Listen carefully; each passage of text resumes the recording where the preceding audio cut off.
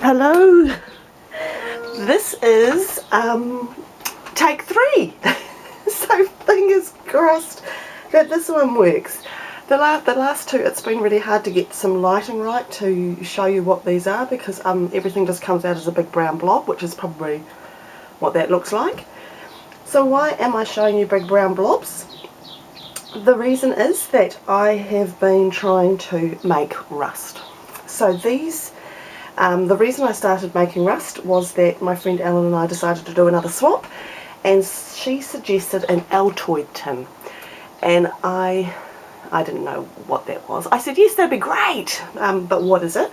And so then I had to go and I went and had a look and found what they looked like.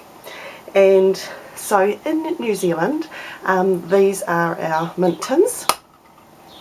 So they're not as big and as useful as the Altoid tins, but they are readily available, and I've got a wee selection of them. So I wanted to do a bit of a play and practice on one of those, but I also desperately wanted one that looked a bit more like an Altoid tin. So I went hunting. And so if anyone here is watching from NZ and you find a source for these, and you could let me know down below, that would be fantastic. This is a gift card tin from farmers. So they were just there by side at the counter, and they're just silver on the inside. I've splattered this because I'm doing lots of test drives to see what works and what doesn't.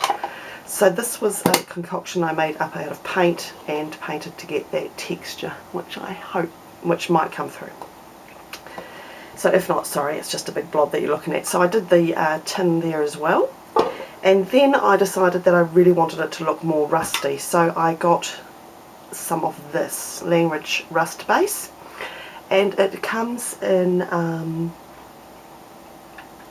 2 bases. One's the rust base and one is the patina base, which gives you that look there.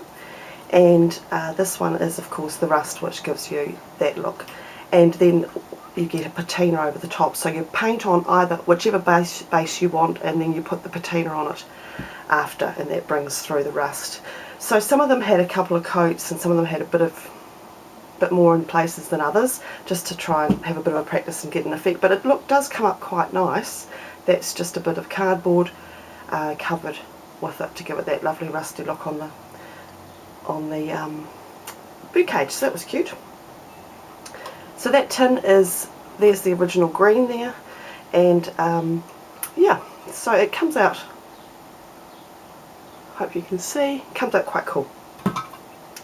So they were all my practices, and I made lots of little embellishments. These are just all bits of card that have been painted up, but they do come up quite nicely.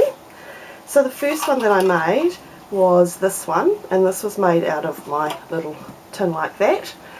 So it ended up like this, and it is all been rusted, and I've put a little bit of cinnamon stickles on just for a bit of shimmer on the outside, and I wanted some gems in the crown, so I've got a layer here of a filigree, just a filigree round piece and a heart and a crown on top. And I thought that would be really cute just to hang, so it could hang on the wall, but if you don't like that, you can pull that off really easily. And then inside is a little charm. So it's just a little one, because nothing. I had to take a few of the things off because it wouldn't fit in this little wee tin. So it's got a key and some rusty scissors and a rusty bat, and of course a bee down the bottom that's been rusted all up. And the base is really quite cool. This is just a piece of card that I did rusting on, and dipped it a couple of times to get it really rusty down the bottom. And you possibly can't see, I'm waving it around and you can't tell anyway, but it looks really cool. It's got a really neat effect in person, and then that just tucks back in there.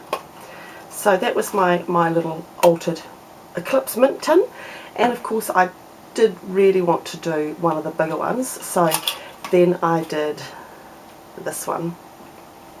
So this is for Ellen, for the queen bee, and so I hope she really likes it. This is going to go to the States, and it's going to be packed up really soon, Ellen, and it's going to be flying off to see you. So I put a little vintage image that I found in there for Queen Bee, and then I've just done another layering here of the heart and the filigree, and then I've done the bee.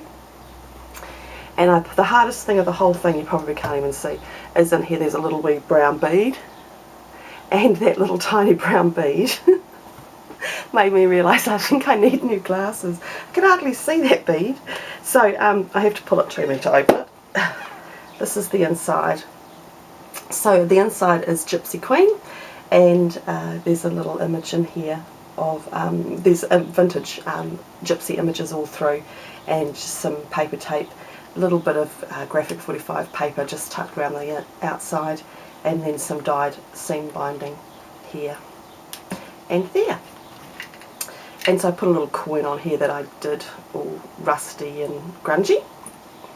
And then in here is the little photo album. So it goes this way, which has got this really cool element here which has all been rusted up.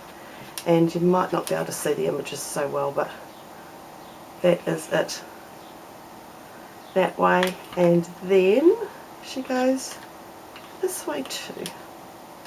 And this is all the gypsy women. So, and they are all tucked in there, and there's little elements that I've rusted and put through for decoration. So that is my gypsy. So hopefully that's showing up. The back is completely plain, so then it can sit that way or it can sit up, whatever way you want to do it. So those are my two completed, and then this will be my next one. I'm thinking this needs a bird cage on it, don't you?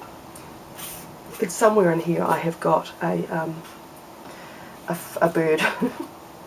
So yeah, I'm going to keep going. I quite like these, so I need to rust some more stuff and play some more. So hopefully you're all well, and thanks for visiting, and I'll see you all soon. Bye now.